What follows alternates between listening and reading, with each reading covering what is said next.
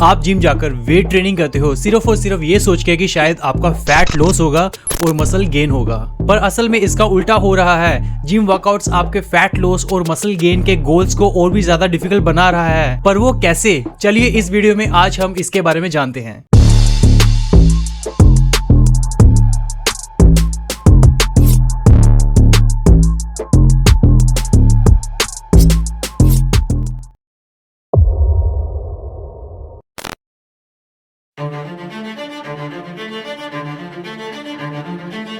अगर आप regularly gym जाकर वेट ट्रेनिंग करते हो पर आपका वर्कआउट का ड्यूरेशन कम से कम 2-3 घंटे तक का होता है तो काफी चांसेस है कि आप ओवर ट्रेनिंग कर रहे हो। अगर लॉन्ग टर्म देखा जाए तो ओवर ट्रेनिंग करने से आपके जॉइंट्स को नुकसान होता ही है, पर इसके साथ अगर आपका गोल फैट लॉस करना या मसल गेन करना है तो ओवर ट्रेनिंग आपके इस गोल को अचीव करना बहुत ही मुश्किल बना रहा है। जब भी मेरे पास कोई नया क्लाइंट आता है या फिर कोई ऐसा आदमी आता है जिसका फैट लॉस या फिर मसल गेन होना रुक गया है या फिर वो ढंग से मसल गेन और फैट लॉस नहीं कर पा रहा है, तो मैं सबसे पहले उसके वर्कआउट वॉल्यूम को इवैल्यूएट करता हूँ।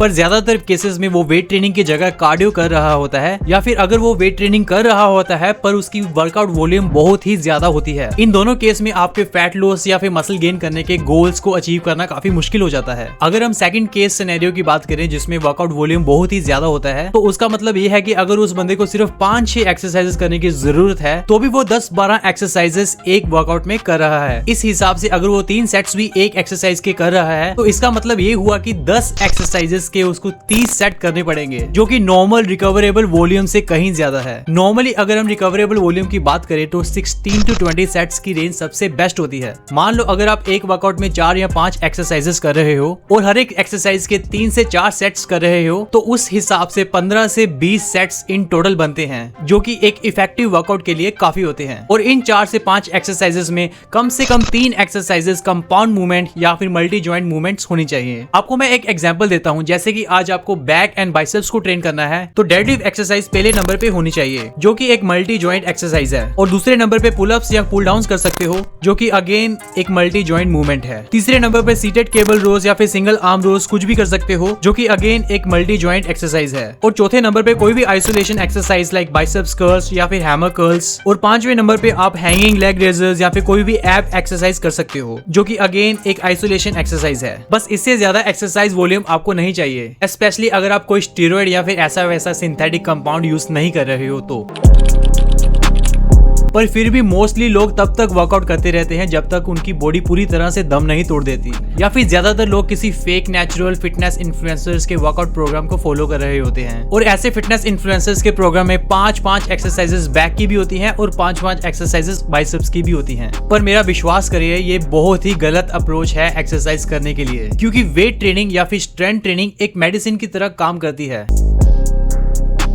और इस मेडिसिन का मैक्सिमम बेनिफिट लेने के लिए आपको परफेक्ट डोज चाहिए होता है। अगर डोज बहुत ज्यादा है तो भी हानिकारक है, अगर डोज बहुत कम है तो भी इतना इफेक्टिव नहीं रहेगा। हालांकि अगर कुछ लोगों को कम डोज भी दिया जाए तो भी चलेगा, पर हाई डोज किसी के लिए भी लॉन्ग टर्म सस्टेनेबल या हेल्दी नहीं रहने वाला है। जब आप अपनी बॉडी को स्ट्रेंथ ट्रेनिंग का करेक्ट डोज दे रहे होते हो और जब आपका न्यूट्रिशन और स्लीप हाइजीन भी अच्छा होता है तो बॉडी खुशी खुशी से मसल्स को बिल्ड करती है और फैट को लूज करती है, जिससे एक तो आपके एस्थेटिक्स तो इंप्रूव होते ही हैं और साथ में ही आपकी हेल्थ में काफी पॉजिटिव चेंजेस आते हैं, जिसके कारण आप बहुत अच्छा फील करते हो।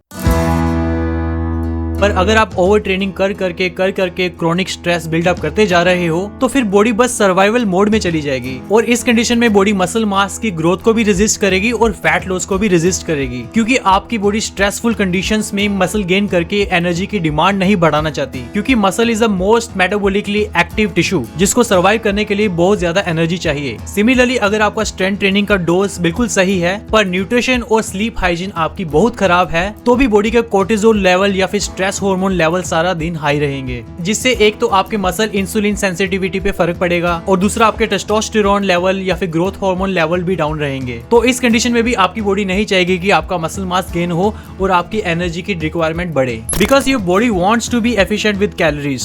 मोर muscle is not the way to do that when you are under a lot of chronic stress. So the answer is very simple, eat good, sleep well and take optimal dose of strength training. फिलहाल आज का topic हम यहीं पे समाप्त करते हैं। ऐसे ही इंटरेस्टिंग टॉपिक के साथ हम फिर से मिलेंगे, तब तक फिट हस्कीज के साथ जुड़े रहिए।